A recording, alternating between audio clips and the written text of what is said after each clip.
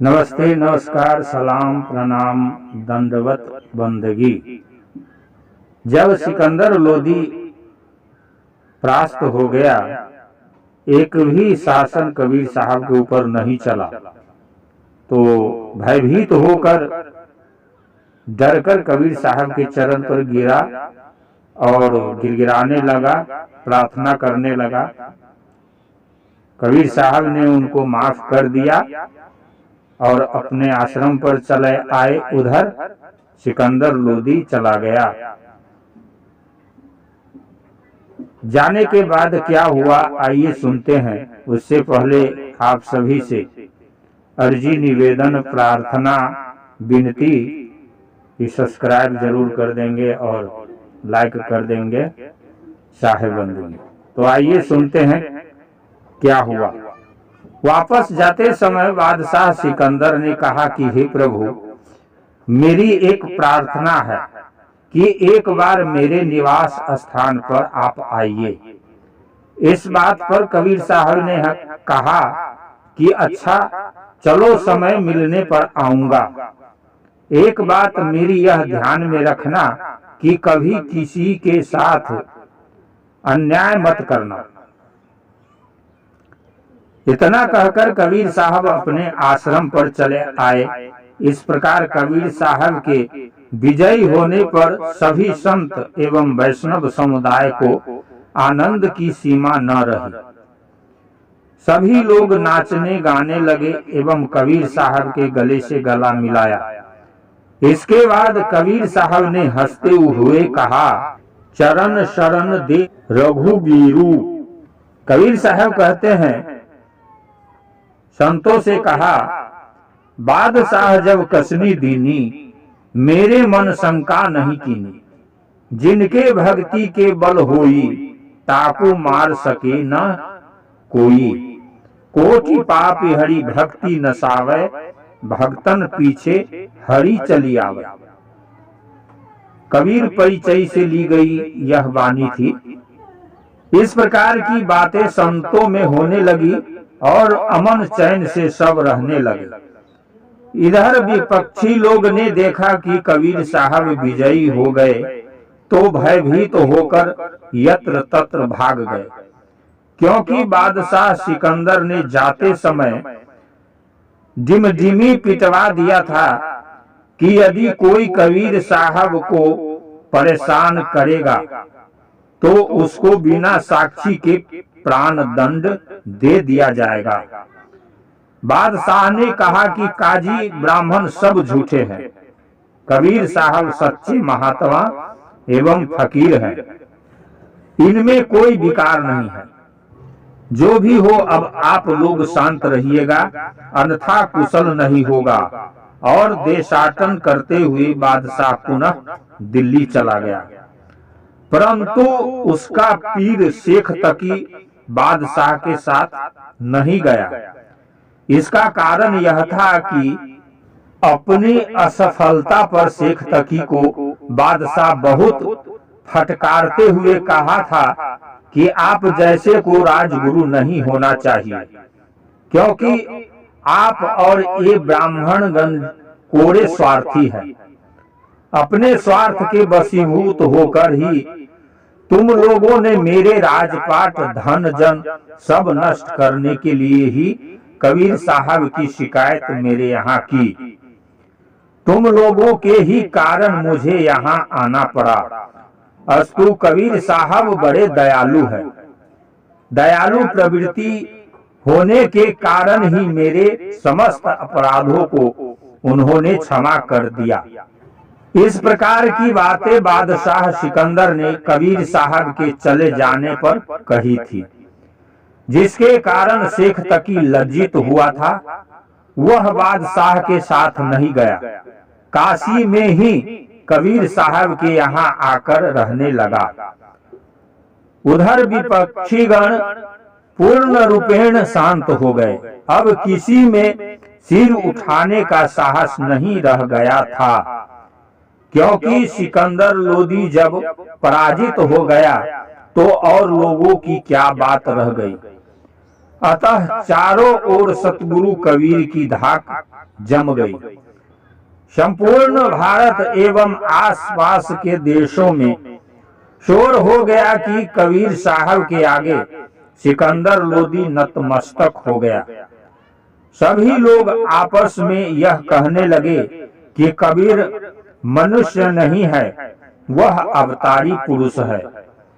भगवान श्री रामचंद्र जी ने जैसे रावण को परास्त कर दिया था, उसी प्रकार अपने तेज से महात्मा कबीर ने सिकंदर बादशाह को पराजित कर दिया।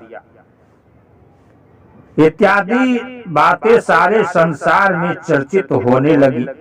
इसी कारण तत्कालीन धर्म प्रचारकों ने कबीर साहब से प्रभावित होकर उन्हें ईश्वर की संज्ञा तक दे डाली। भक्त लोग कहने लगे, जाकर ईद बकरीद नित गौड़े बध करे, मानिए शेष शहीद पीड़ांग, वापी जैसी कड़ी पूत जैसी धड़ी, नाव नवखंड प्रसिद्ध कबीरांग। इस पर एक कवि ने लिखा, जो कली माझ कबीर न होते, तौले वेद और कलयुग मिलकरी, भगति रसातली देते। अगम निगम की कही काहे, पांव भला विभूत लगाया, राजस तामस स्वावक कथि कथि इन्हीं जगत भुलाया। सागुन कथि कथि मिला पनाया, काया रोग बढ़ाया, निर्गुण नीक पियो नहीं गुरुमुख, ताते हाटे जीव निराया। बक्ता श्रोता दोऊ भूले, दुनिया सबे भुलाई, कली बिरध की छाया बैठा, क्यों न कल्पना जाई। अंध लुटकिया गही जू अंध, परत कूप थित थोड़े, अवरन वरन दो से अंजन, आशीष सवन की कोड़े। लसे पतीत कहाँ कही रहते, ये कौन प्रतीत मन धरते, नाना बानी देवी सुनी श्रवण, बहु मार्ग अनसरते। त्रिगुण रहत भगति भगवंत, कीरति बिरला कोई पावे, दया होई जोई कृपा निधान की, तो नाम कबीरा गावे। हरि हरि भगति भगत कबलीन, त्रिविध रहत थित मोहै, पाखंड रूप भेख सब कंकर, ज्ञान सुपले सोहे।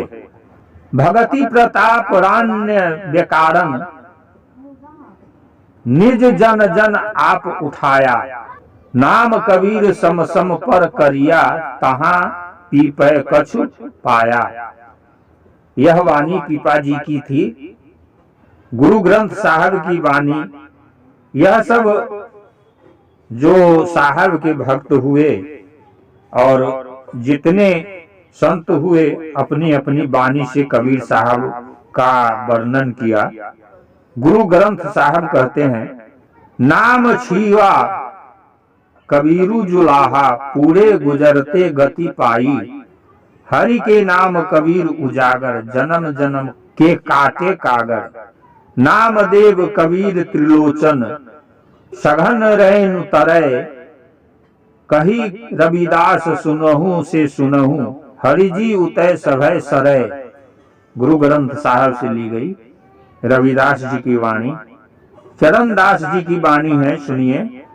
कबीर दादू घने पहिर बख्तर बने, नाम देव सारिखे बहुत कूदे, सैन सदना बलि भक्त पीपा बड़ो, राम की ओर कू चले सुबह। चरणदास जी की वाणी थी।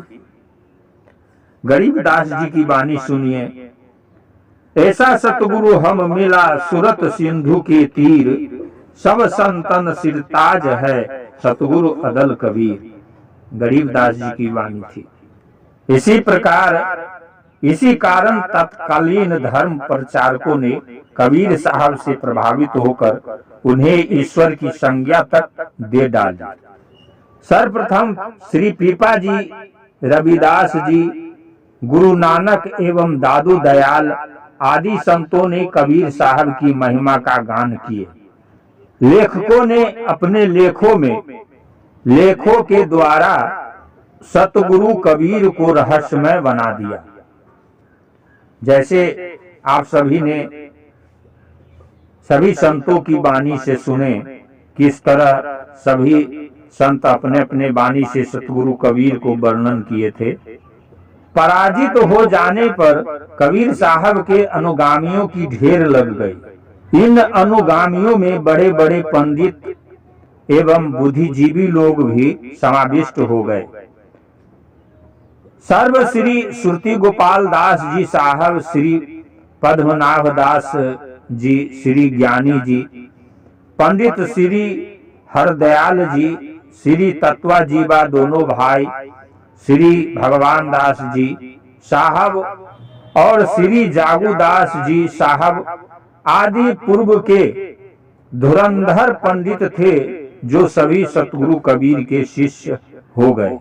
जन साधारण का तो कुछ कहना ही नहीं था, झुंड के झुंड कबीर के अनुयायी हो गए। नमस्ते, नमस्कार, सलाम, प्रणाम, दंडवत, बंदगी। अभी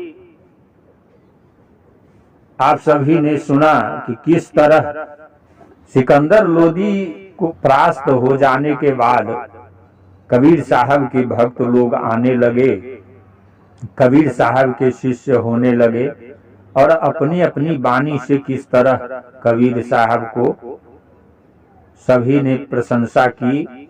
फिर आगे मिलते हैं साहेब।